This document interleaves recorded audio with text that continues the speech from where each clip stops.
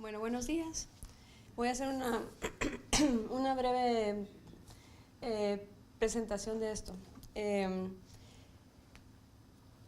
El título, bueno, pues abarca enfermedades dos enfermedades básicas que, bueno, afectan básicamente lo que es la glándula lagrimal y que a veces nos vienen estos pacientes con inflamaciones a nivel de la órbita que tachamos como idiopáticas en un principio. Bueno, primero empezar con la clasificación de las enfermedades inflamatorias de la órbita.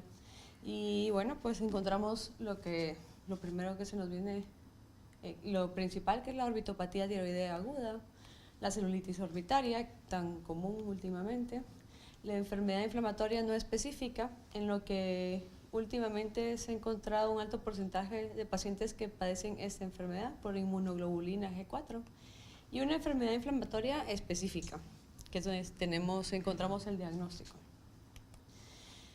Cuando hablamos de una enfermedad inflamatoria específica en la órbita, pues encontramos una inflamación producida por alguna vasculitis, como por ejemplo un Wegener, unos desórdenes granulomatosos, enfermedades esclerosantes, idiopáticos. Y cuando hablamos de granulomas, pues venimos a hablar de los granulomas formados por cuerpo extraño, por una sarcoidosis, por desórdenes xantogranulomatosos o por una ruptura de un quiste dermoide. Yo en este caso me voy a centrar en la sarcoidosis porque, bueno, cada vez son más los pacientes que la padecen y debido a los cambios actuales y el movimiento de personas a nivel mundial, pues hay muchas razas que tienen predisposición a tener esta enfermedad y que se nos presentan como pacientes. Empezar un poco breve, que es una enfermedad inflamatoria granulomatosa no caseificante, que esa es la palabra clave para el diagnóstico, mediada por linfocitos T. La causa, hasta el momento, lo que encontré es desconocido. Mayor frecuencia en climas cálidos, en pacientes de ascendencia africana, incluso un 3.8% veces más que en pacientes caucásicos. Afecta por igual a ambos sexos. Y los tejidos mayormente afectados, pues, son los ganglios linfáticos, mediastínicos, pulmones, hígado y, por último, los ojos. Para que tengamos como claro como qué es lo clásico en una sarcoidosis, un paciente de descendencia africana con una inflamación del nervio óptico. Pero tener en cuenta que como estas patologías últimamente se estudian más y el paciente acude más a evaluación, pues también encontramos también en pacientes caucásicos. Dicho sea de paso, esta es la mejor posición para observar una proptosis, incluso poniéndose de cabeza al paciente, así se puede evaluar bien la posición de los ojos. Bueno, la afectación ocular en la sarcoidosis es simplemente de un 25 a un 50%, es bastante variable. La uveitis es lo que principalmente causa la sarcoidosis. Tenemos también un ojo seco, una keratoconjuntivitis zika, nódulos conjuntivales y excepcionalmente pues tenemos lesiones orbitales y esclerales que están más o menos en un 15%, incluso un poquito menos. Se ve en ocasiones pues estas protuberancias a nivel de la zona del área de la glándula lagrimal. Afecta principalmente a la glándula lagrimal, tejidos alrededor de la glándula lagrimal, que decimos la órbita, párpados y el saco lagrimal.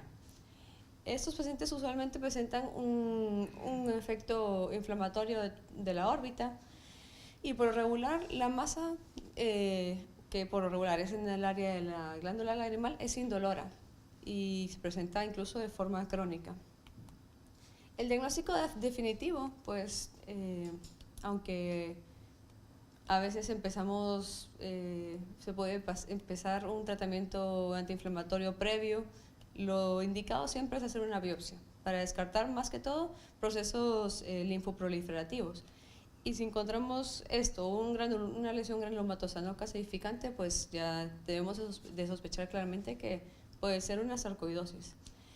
Esto, además de una enfermedad pulmonar del paciente, que el paciente también tenga niveles de la enzima convertidora de angiotensina elevados y tomar en cuenta que cuando lo encontramos en pacientes africanos, por lo regular, la edad del paciente es mucho menor que en pacientes caucásicos y que la gravedad de la enfermedad en pacientes africanos o de descendencia africana es mucho más severa que en pacientes caucásicos, que por lo regular vienen asintomáticos.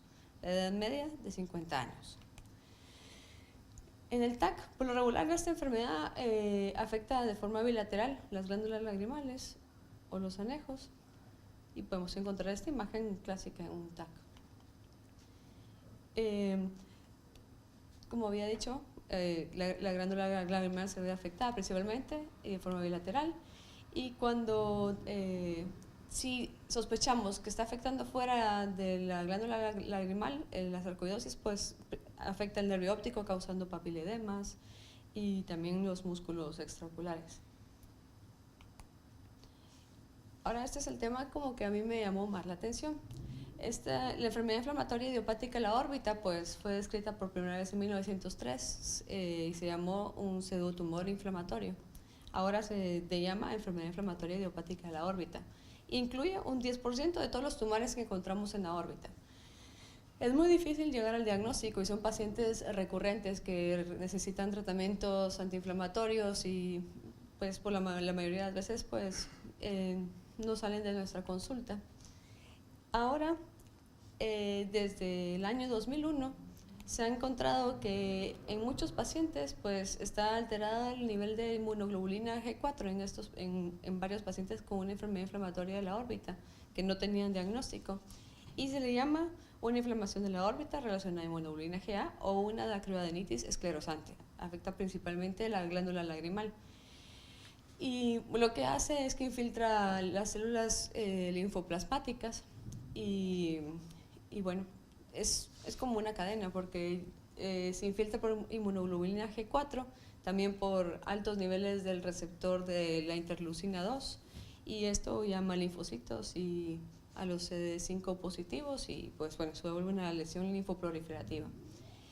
Se demostró por primera vez como algo casual en un paciente que tenía una pancreatitis autoinmune y se dieron cuenta pues que también tenía afectados los anejos y lo estudiaron y pues de ahí fue de donde vino el diagnóstico. Se diagnosticó y es principalmente vista en pacientes asiáticos para que nos llame la atención. Y la inflamación pues por lo regular también es muy parecida a la sarcoidosis, no es dolorosa. Pacientes presentan proptosis, diplopia, muy pocas veces cambios en la agudeza visual y las lesiones son principalmente en áreas extraorbitarias. De modo como curioso, pues nunca afecta las conjuntivas, todo lo demás sí. Y también cuando hacen una biopsia pues encuentran mucha fibrosis y obliteraciones en los vasos a nivel de la anatomía patológica. Los pacientes se presentan de esta manera, afecta también a pacientes caucásicos, la proptosis, y se caracteriza por esto: presencia del tumor, por una alta recurrencia del paciente después del tratamiento anticorticoideo, niveles altos de inmunoglobulina en la sangre, el paciente responde muy bien a corticoides y en las pruebas de imágenes las lesiones se ven más que todo de forma lobuladas y son características una alta intensidad en la resonancia magnética. El predominio es por el sexo masculino y por la descendencia asiática, eso sí. Vemos así las masas con lúpulos. Los criterios diagnósticos pues han sido muy difíciles de establecer porque cambia mucho el nivel de inmunoglobulina G4 sérica. Muchos decían que tenía que ser mayor de 900, pero bueno, se ha llegado a un consenso y ahora se dice que niveles mayores de 135 miligramos de decilitro en sangre, pues eso es un criterio de diagnóstico y se tiene que cumplir el otro. Es de encontrar más de un 40% de las células plasmáticas en un trozo del tejido con inmunoglobulina G4. Bueno, esto es como esas son las células plasmáticas que están teñidas con inmunoglobulina G4 y así es como se hace el diagnóstico. La patogénesis aún no está determinada en estos pacientes, responde muy bien a corticoides, pero el tratamiento definitivo es resecar la la masa, y se ha visto que incluso pacientes que no se les da tratamiento antiinflamatorio, simplemente se reseca la masa, pues llegan a una resolución de su caso. Y estos pacientes, como es una enfermedad autoinmune, hay que tomar en cuenta que siempre están relacionados con altos niveles de factores reumáticos, hipogamaglobulinemias, y pues hay que estudiar un poquito más al paciente. Cuando hay estos niveles de 900, como mencionaba antes, pues sospechar otras enfermedades como con la que se describió. Y también tienen eosinofilia. Y bueno, pues esta es como la razón por la que quise traer este tema muy cortito, que hay muy poca bibliografía sobre este tema. Hay más que todo bibliografía a nivel del Reino Unido. Yo me imagino que porque tienen bastante paciente de descendencia asiática ahí. Que aproximadamente un 40% de todos los pacientes que hemos estado clasificando como pseudotumor inflamatorio o como se llama ahora una enfermedad inflamatoria idiopática de la órbita, pues pertenecen a este rango de pacientes, y que al menos es interesante e importante saberlo para poderles dar un nombre y no estar ahí con la duda de cuál será la causa de la inflamación. No sé si alguien tiene alguna duda. Estas son unas pocas bibliografías que he encontrado. No sé.